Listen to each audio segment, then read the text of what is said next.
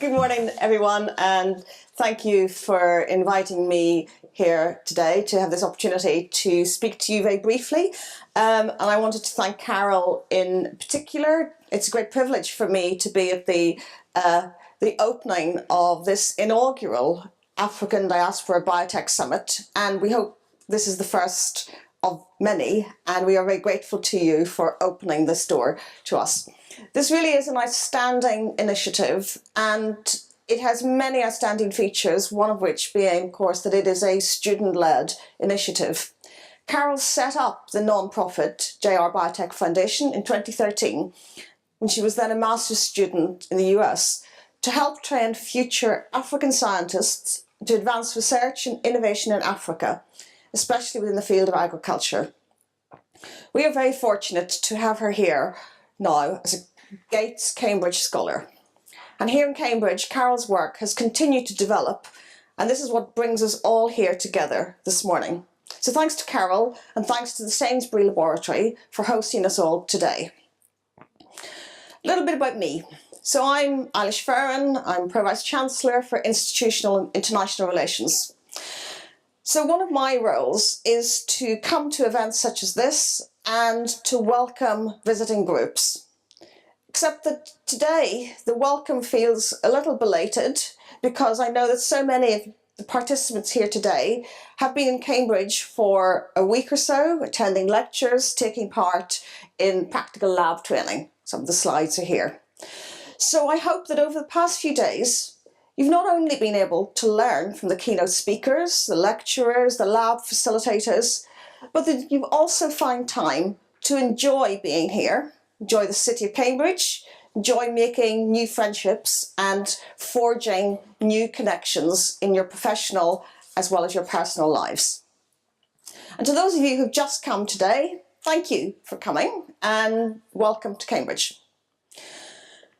Now, no one in this room needs to be reminded of the enormous challenges that Africa faces, and I am very conscious that most of you in this room are far more qualified than I to speak on this topic.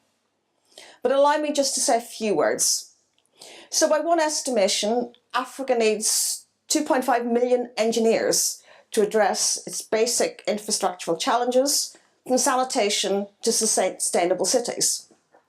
The critical need for significantly more crop scientists and agronomists is something I don't need to stress. Key to all of this is education, working through the continuum from early stage through to higher education and lifelong learning. The International Commission on Financing Global Education has shown that if we don't act, by 2050, the number of lives lost each year to lower levels of education would equal those lost today to HIV, AIDS and malaria. Already, some 40% of employers globally are finding it difficult to recruit the people with the skills they need. A bigger skills gap is likely to unfold, and that will stunt growth in the global economy.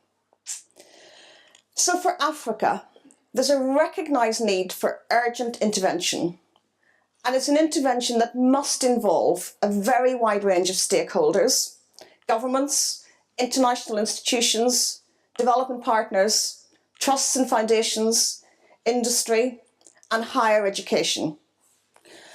Among these stakeholders, the diaspora play a key role. Diaspora have a privileged position as both insiders and outsiders, bound by ties of history. Throughout the 20th century, diaspora played a key role in breaking through colonial occupation. They are now recognised as an essential and mainstream development partner. And the narrative's changing, away from Africa catching up to Africa leading. Less about brain drain, more about brain gain and brain circulation. All of us recognise that researcher mobility is critical to addressing the global challenges that we all face. And we all recognise the complexity, the scale, the urgency of those global challenges makes it imperative that we work together. So in that spirit of working together, let me just spend a moment referring to the Cambridge Africa programme, which illustrates our approach to partnerships with African countries. Since 2010, the Cambridge Africa programme has been engaging with partners across sub-Saharan Africa to boost research capacity. You'll hear more about the programme later today. But in outline, the programme and its various projects are designed to match outstanding African researchers with committed mentors in Cambridge. It's had a huge impact on the careers of these young African scientists, enhancing their prospects for promotion, inserting themselves into an international network of scientific collaboration. Men and women primed for scientific leadership in their countries. So we recognise that solutions to African problems will be developed by African scientists who have the confidence to harness the power of global partnerships. They'll be developed by African scientists who respond to the imperative of strategic alliances.